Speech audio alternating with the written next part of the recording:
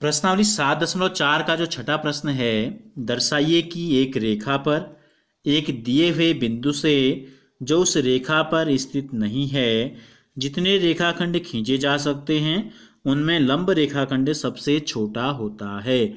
तो देखो, एक रेखा हमने ले ली है, जो रेखा आपको दिखाई दे रही डी से सी की तरफ जा रही है, और एक बिंदु इस रेखा के बाहर हमने ले लिया बिंदु ए से इस रेखा पर बहुत सारे रेखाखंड खींचे जा सकते हैं इस प्रकार से। ठीक हो गया। और एक रेखाखंड वो है जो इस पे लंब होगा, बाकी रेखाखंड क्या है, इसके साथ 90 के अलावा कोण बनाएंगे। ठीक हो गया। तो हमें सिद्ध करना है कि जो ए बी है इन सब में सबसे छोटा है। तो हमने क्या किया, हमने इस रेखाखंड के इस तरफ एक ही रेखा ली है ए सी। हम ले रहे हैं त्रिभुज ए बी सी में कोण भी 90 है। क्यों 90 है? क्योंकि हमको दे दिया गया है कि ये लंब रेखा है, मान लिया हमने इसको। अब हम लेते हैं इन तीनों कोण। देखो, एक कोण ये हो गया, ये एक कोण हो गया ये सी, और एक कोण हो गया ये बी। इन तीनों को जोड़ देते हैं, कोण ए धन कोण बी धन कोण सी, तो कितना आएगा? 180 अंश। क्यों आएगा? क्योंकि त्रिभुज के तीनों अंतःकोणों का योगफल कितना होता है?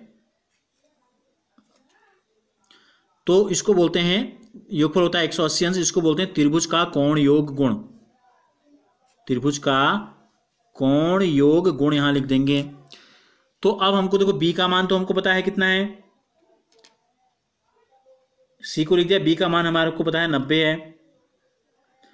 तो कोण ए और कोण सी को इस तरफ रहने देते हैं, 180 के साथ हम ले जाते हैं, धन 90 को ले जाएंगे, ऋण 90 हो जाएगा। तो ए में सी जोड़ के आ रहा है 90, और कोण भी अकेले 90 के बराबर है। कोण भी अकेले 90 के बराबर है, और त्रिभुज के शेष जो दो कोण बचे ए और सी, इन दोनों को जोड़ के क्या आ रहा है? 90 के बराबर आ रहा है।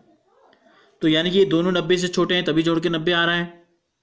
अगर सी एक भी है माना, या कोण ए का मान अगर एक भी है, तो सी कितना होगा? 89 होगा कम से कम। ये है 90, तो लिख देंगे। इसलिए कोण सी जो है ये छोटा है कोण बी से। कोण सी क्या है? छोटा हो गया कोण बी से। तो देखो, अब हमने एक त्रिभुज की असमीका आपको बताई थी, क्या थी? त्रिभुज में बड़े कोण के सामने की भुजा बड़ी होती है या छोटे कोण के सामने की भुजा छोटी होती है। तो सी के सामने का भुजा कौन सी है? सी के सामने देखो कौन सी भुजा है? A B. और बी के सामने कौन सी भुजा है? ए सी। तो इसका मतलब क्या हो गया? सी के सामने की जो भुजा है ए बी, ये छोटी हो गई ए सी से। ए सी क्या है? ए सी यहाँ जितने भी रेखाखंड बन सकते हैं इन सब का प्रतिनिधि हमने ले लिया, इनमें से हमने एक मान लिया, सब इसी प्रकार के हैं। तो इसी प्रकार सारी त्रिभुजों में अगर हम लेंगे तो ये सारी भुजाएं जो हैं ये सब बड़ी होंगी, किसकी तुलना में? ए बी की तुलना में। तो यहाँ हमने सिद्ध कर दिया ए बी छोटा है ए सी से। कारण लिख देंगे। कारण क्या है? छोटी भुजा का, या छोटी भुजा की सम्मुख भुजा, छोटी भुजा नहीं, छोटे कोण की, क्या लिख देंगे? छोटे कोण की सम्मुख भुजा है ए बी, तो इसलिए क्या है? छोटी हो गई। इसलिए क्या हो गई? तो इसलिए हम कह सकते हैं, क्या कह सकते हैं?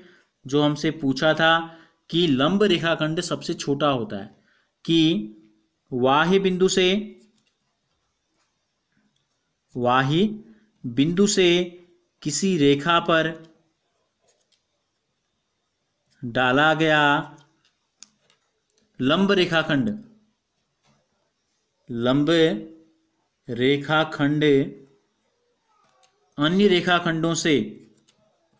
अन्य रेखाखंडों में लिख सकते हैं सबसे छोटा होता है। यही हमको क्या करना था? सिद्ध करना था। तो इस प्रकार से इसको लिख देना है।